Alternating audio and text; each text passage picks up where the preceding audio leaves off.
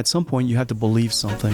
We've reinvented computing as we know it. What is the vision for what you see coming next? We asked ourselves, if it can do this, how far can it go? How do we get from the robots that we have now to the future world that you see? Clearly, everything that moves will be robotic someday, and it will be soon. We invested tens of billions of dollars before it really happened. No, that's very good. You did some research. But the big breakthrough, I would say, is when we...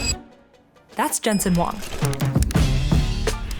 And whether you know it or not, his decisions are shaping your future. He's the CEO of Nvidia, the company that's skyrocketed over the past few years to become one of the most valuable companies in the world, because they led a fundamental shift in how computers work, unleashing this current explosion of what's possible with technology. Nvidia's done it again. We found ourselves being one of the most important technology companies in the world and potentially ever. A huge amount of the most futuristic tech that you're hearing about in AI and robotics and gaming and self-driving cars and breakthrough medical research relies on new chips and software designed by him and his company. During the dozens of background interviews that I did to prepare for this, what struck me most was how much Jensen Huang has already influenced all of our lives over the last 30 years, and how many said it's just the beginning of something even bigger. We all need to know what he's building and why, and most importantly, what he's trying to build next. Welcome to Huge Conversations.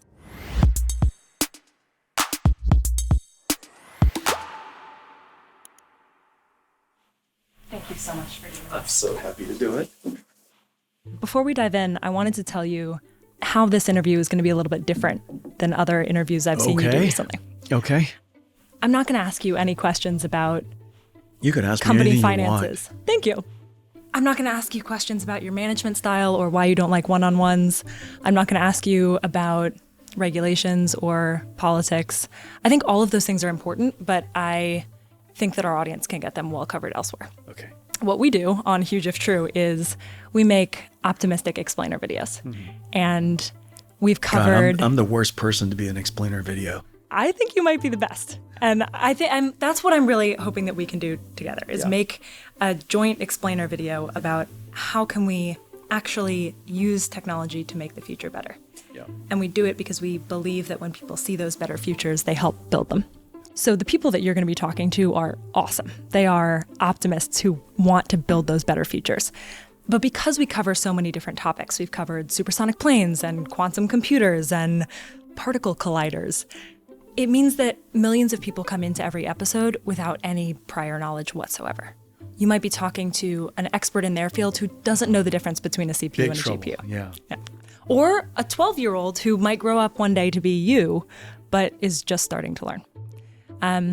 For my part, I've now been preparing for this interview for several months. Including doing background conversations with many members of your team, but I'm not an engineer. So my goal is to help that audience see the future that you see. So I'm going to ask about 3 areas. The first is, how did we get here? What were the key insights that led to this big fundamental shift in computing that we're in now? The second is, what's actually happening right now? Well, how did those insights lead to the world that we're now living in that seems like so much is going on all at once? And the third is, what is the vision for what you see coming next?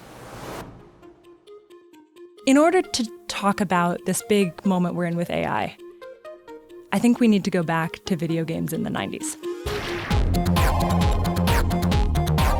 At the time, I know game developers wanted to create more realistic-looking graphics, but the hardware couldn't keep up with all of that necessary math. Not enough math.